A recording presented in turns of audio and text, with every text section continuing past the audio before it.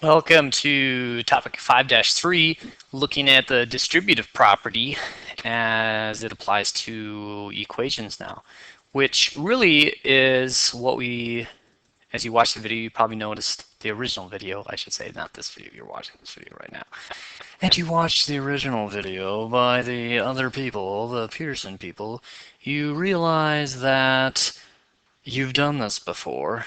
There just never was an equal sign before, so let's work with this equal sign. Basically, we're going to set it up the same way we did before, right? We have our equation, and I've translated it into here so we can work with this. And first, we're going to do exactly what would make sense. We got this 5 on the outside, and we need to distribute it. We want to get it into this variable, and then we're going to distribute it to this number here, this term. And the distribution is only going to happen to this side.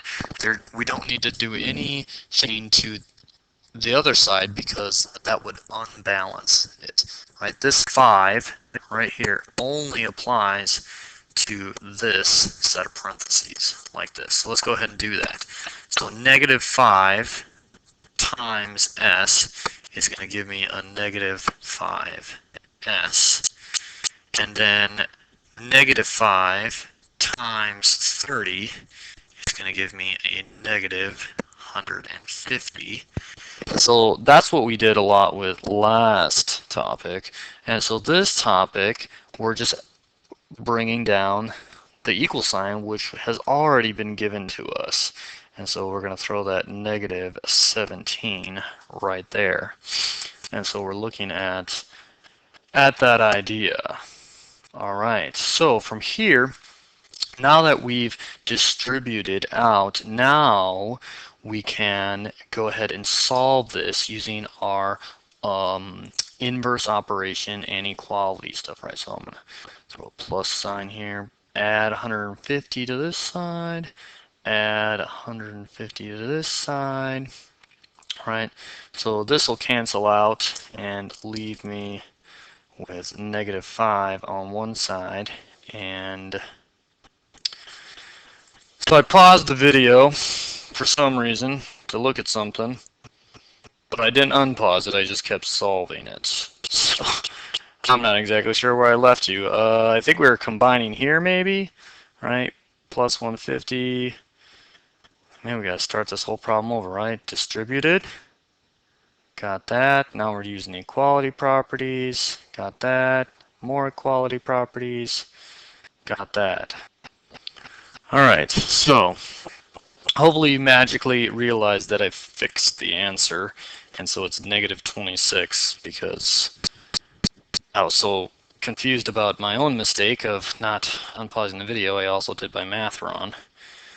But negative 133 divided by negative 5 is going to be negative 26 and 3/5. Whew. Close call there. Well, this was kind of a wash of a problem. Hopefully you can follow the steps and see what's going on. If not, just pop back to the problem. You can see all the work there with the distribution and then the subtracting. Example 3. All right, let's do it. All right, let's do it. Confidence. All right, then looking at example 3. Example 3, we see this problem. The cheerleading squad received 1/4 of the total sales of foam fingers and pom-poms at a pep rally. The squad received a total of $136.75. What was the value of the pom-pom sale? All right, well, what we see here is a couple different ideas. There's a couple different variables with an option of, right, because we're not really sure what foam fingers is until you look over here in the picture and they give you that, right? So it would have been F plus P for pom-poms, gives you your total sales. But instead, We're given the total sales of foam fingers, so that makes it easier, right? So looking at the picture, we have some nice problems set up here, right? How we can use this, right? We know it's going to be 1/4 of the total, right? And we kind of see how they created two boxes like this, P for pom-poms, and then $258 for the foam fingers, right? We can throw a finger in there. Do you want to purchase that? Probably not.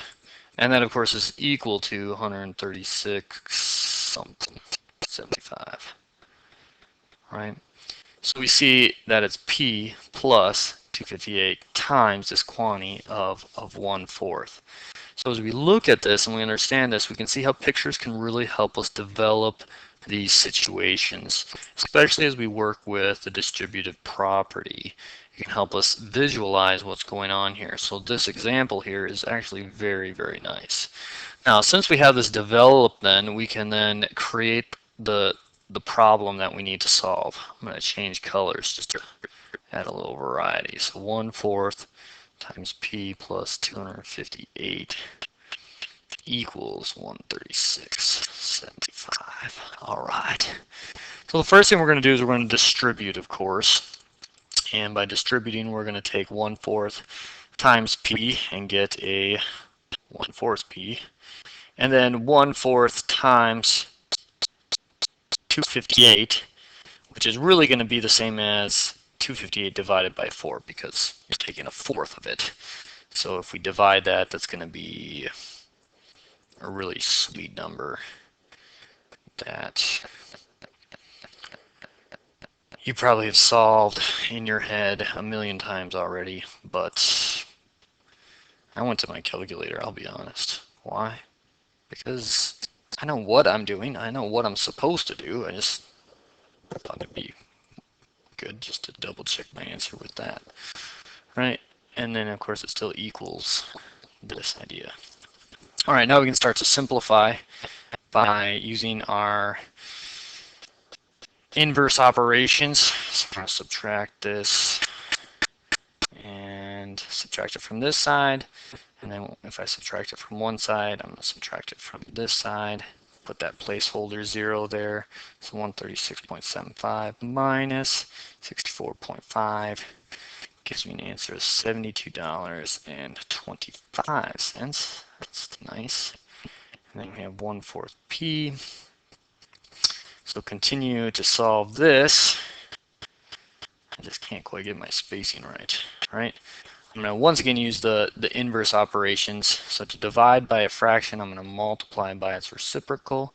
So 1/4 times 4/1 is going to give me a P left over. And then in the end, I'm taking 4/1 times 72.25, which gives me $289 is the sale of the pom-poms. All right, so that's what we find. We found the value of the pom-pom sale. Double check our work. Let's see if they got the same answers. They're loading.